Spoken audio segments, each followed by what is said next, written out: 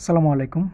সুপ্রিয় মেডিকেল বিশ্ববিদ্যালয় ভর্তি শিক্ষার্থীবৃন্দ, আপনারা জানেন যে আজকে আপনাদের রেজাল্ট প্রকাশিত হয়েছে এবং রেজাল্ট প্রকাশের পর এখানে আমরা যতটুকু বিষয় দেখতে পেয়েছি যে সর্বশেষ কাটমার্ক আমরা জানতে পেরেছিলাম 73.5 মানে 73.5 এরকম একটা কাটমার্কস ছিল।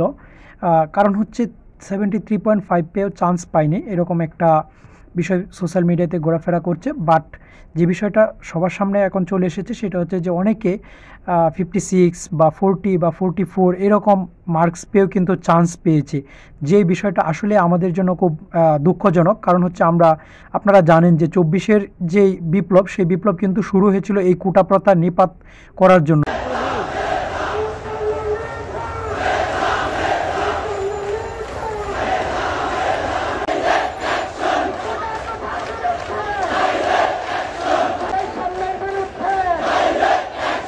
এই কোটা প্রথা নিপাত করতে গিয়ে যে বিপ্লব হয়েছে, এত বড় পরিবর্তন হয়েছে, নতুন একটি আমরা দেশ পেয়েছি, তারপরও আমাদের এই কোটা প্রথা কিন্তু নিপাত করা হয় না, এই কোটা প্রথা কিন্তু বাতিল করা হয় না। এই কোটা প্রথার কারণে আপনারা দেখেন যে একটা স্টুডেন্ট 73.5 পেয়ে সে চান্স পায় নাই, কিন্তু আরেকজন স্টুডেন্ট সে 40.75 এরকম মার্কস পেয়ে চান্স পেয়েছে। দুইজন শিক্ষার্থীর মাঝে মার্কসের ব্যবধান হচ্ছে 32.75 এরকম মার্কস, মানে 30 মার্কসের ব্যবধান বা 30 আপ মার্কসের ব্যবধান হয়েও একজন শিক্ষার্থী ভালো মানের কলেজে সে পড়ার সুযোগ পাচ্ছে শুধুমাত্র কোটা প্রথার কারণে।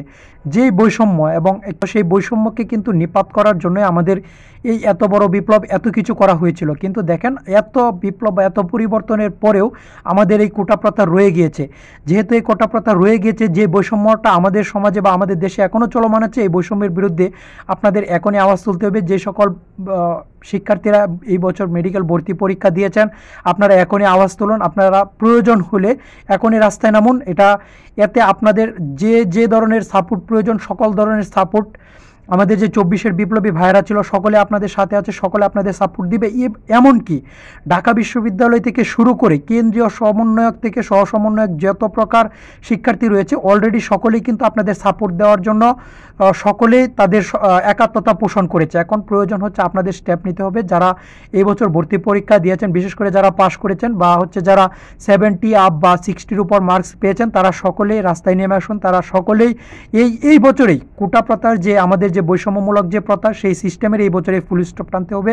কারণ এই বছর যদি আপনারা এই প্রথাটাকে বাতিল করতে না পারেন, এই প্রথাটা চলমান থাকবে এবং পরবর্তী বছরগুলোতে আমাদের ভবিষ্যৎ প্রজন্ম এই কোটা প্রথার জন্য ভোগান্তিতে পড়তে হবে। পাশাপাশি আরেকটা বিষয় এখানে চলে আসে, যে শিক্ষার্থী 70 আপ মার্কস পেয়েও চান্স পাচ্ছে না, সে অবশ্যই অনেক মেধাবী। আর যে 40 পেয়ে চান্স পাচ্ছে, তার থেকে 70 পাওয়া স্টুডেন্টরা কিন্তু অনেক অনেক বেশি মেধাবী, অনেক বেশি পরিশ্রমী, সে দেশকে অনেক বেশি কিছু দেওয়ার যোগ্যতা রাখে। সুতরাং এই ধরনের যোগ্যতাহীন ব্যক্তি যেন কোনো অবস্থাতেই আমাদের দেশের অযোগ্য ব্যক্তিরা যখন কোনো অবস্থাতেই সুযোগ না পায়, যোগ্য ব্যক্তিরা যেন যোগ্যতার ভিত্তিতে তাদের যোগ্যতাকে কাজে লাগাতে পারে, সেই জন্যও আপনাদের ভয়েস রেজ করা উচিত। কারণ এখন যদি আপনারা এই মেডিকেল যে রেজাল্ট অলরেডি প্রকাশ হয়েছে, এখানে যদি ভয়েস রেজ না করেন, তাহলে দেখতে পাবেন যে একে একে কৃষি বিশ্ববিদ্যালয় এবং অন্যান্য পাবলিক বিশ্ববিদ্যালয় এবং গুচ্ছ সব কয়টা জায়গাতেই দেখবেন যে এই কোটা প্রথা চলমান রেখেছে। এবং এখানে ধীরে ধীরে এবং প্রত্যেকটা জায়গাতেই যারা যোগ্য ব্যক্তি, আপনারা ভালো পরীক্ষা দিয়েও ভালো জায়গায় চান্স পাবেন না। সুতরাং এটাই হচ্ছে আপনাদের প্রথম সুযোগ। এবং যেহেতু আপনাদের পাশে সকল প্রকার সাহায্য সহযোগিতা রয়েছে, এখানে কেন্দ্রীয় সমন্বয়ক থেকে শুরু করে সকলে বলছে আপনারা আন্দোলনে নামুন, যত প্রকার সাপোর্ট প্রয়োজন সকল প্রকার সাপোর্ট এই সেন্ট্রাল থেকে বলেন বা যেখান থেকে বলেন, সকলে আপনাদের পাশে থাকবে।